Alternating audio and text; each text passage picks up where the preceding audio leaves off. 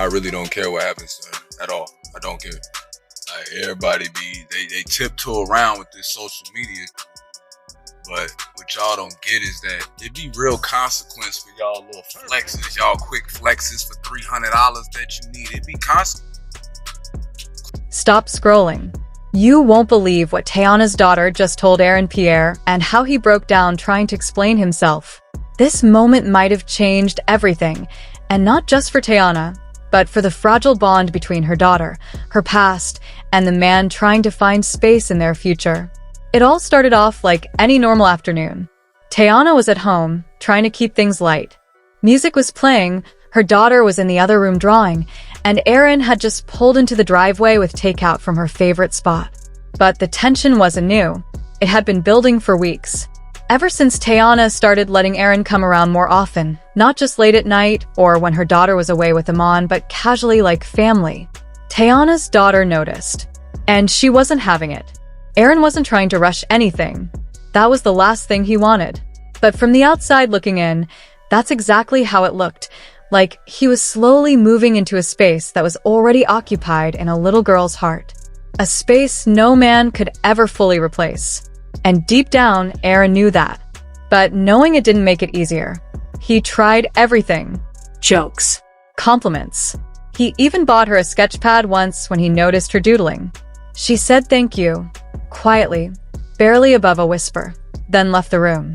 No eye contact. No smile. Just cold. Aaron tried not to take it personally, but it stung. Teyana noticed it too. Every time Aaron came by, her daughter would either retreat to her room or suddenly have homework or feel tired. It wasn't just shyness.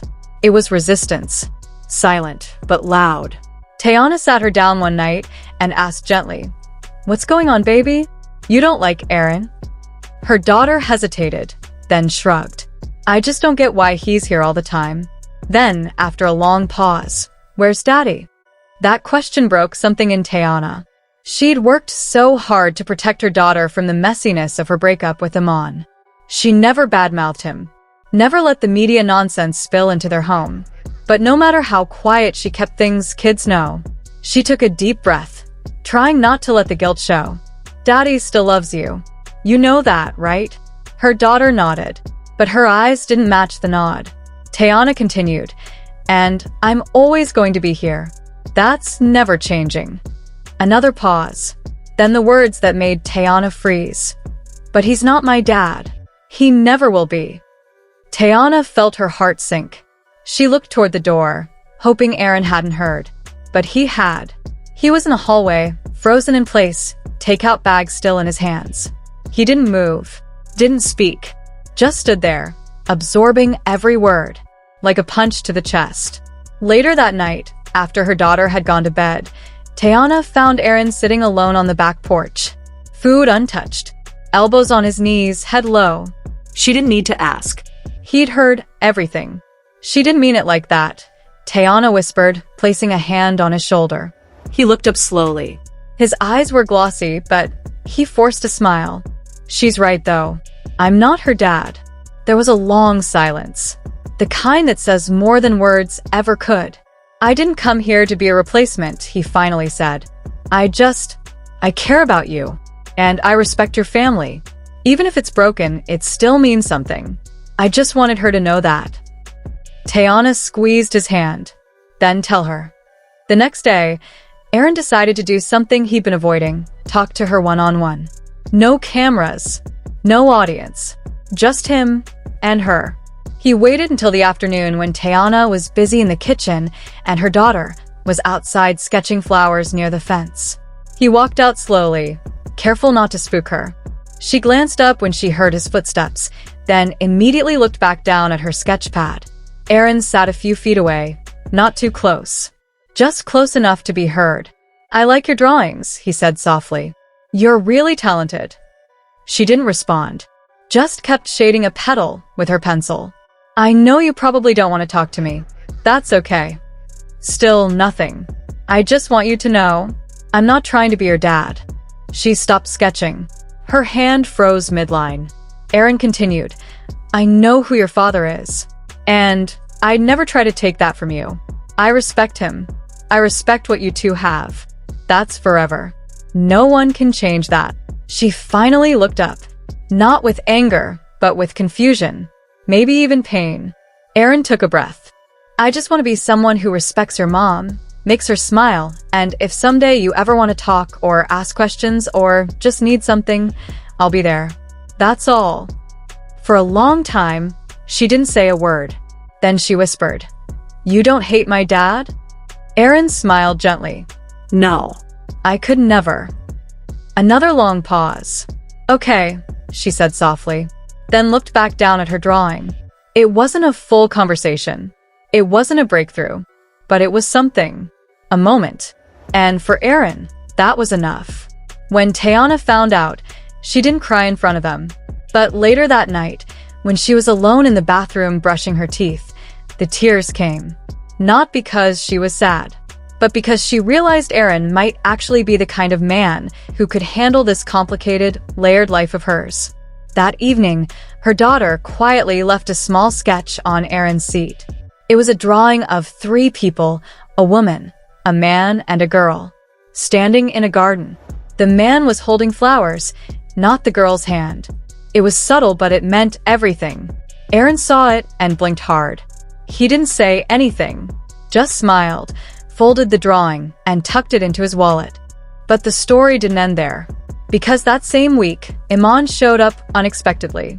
He'd heard whispers that Aaron was getting too comfortable, that his daughter was drawing pictures of another man, and that didn't sit right with him.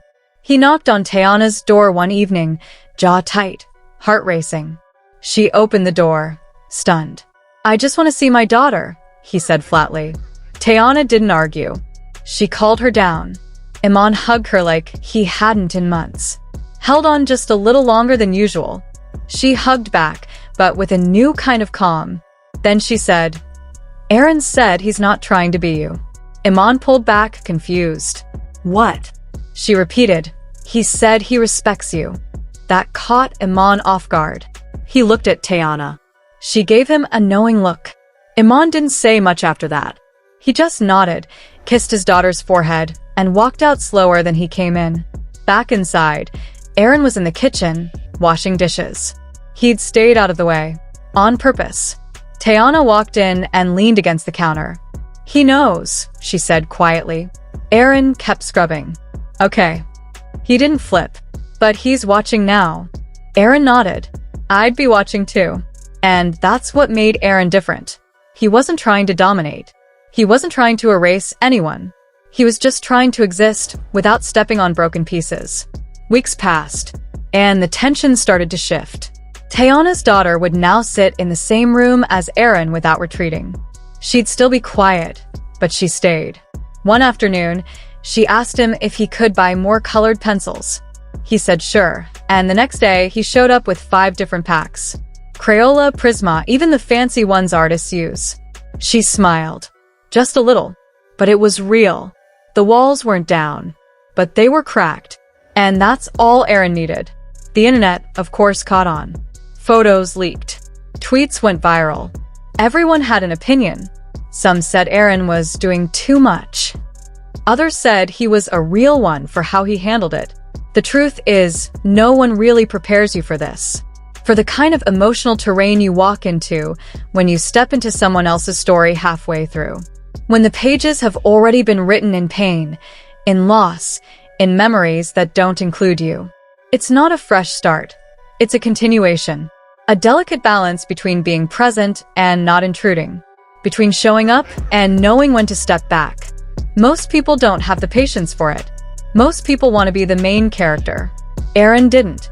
He walked in quietly, almost like he was asking permission from the walls of that house. No flashy entrances, no, let me fix this attitude. Just a steady, calm kind of energy. The kind that doesn't try too hard, but is always there. Teyana had been through it. Heartbreak, silence, rebuilding herself from nothing. She wasn't looking for a hero. She wasn't even looking for love. She was just trying to breathe again. And Aaron? He didn't come with promises. He came with presence. There were awkward dinners where no one talked much. Mornings where he'd sit with his coffee while Teyana's daughter glared at him from across the table. She was protective, smart, and she had every right to be cautious. Men had come and gone.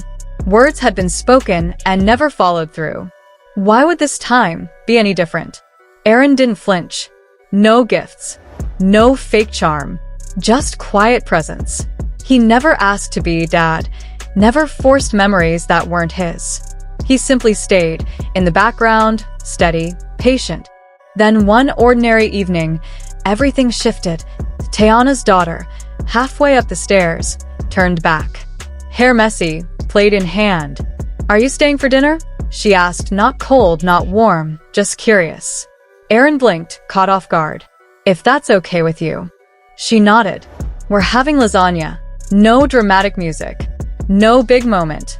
But something cracked open, a small door, a quiet welcome. He wasn't rewriting history, just writing his own chapter. One Tuesday night at a time. Because real love, it's not loud. It's consistent. It's chosen. And sometimes it tastes like lasagna.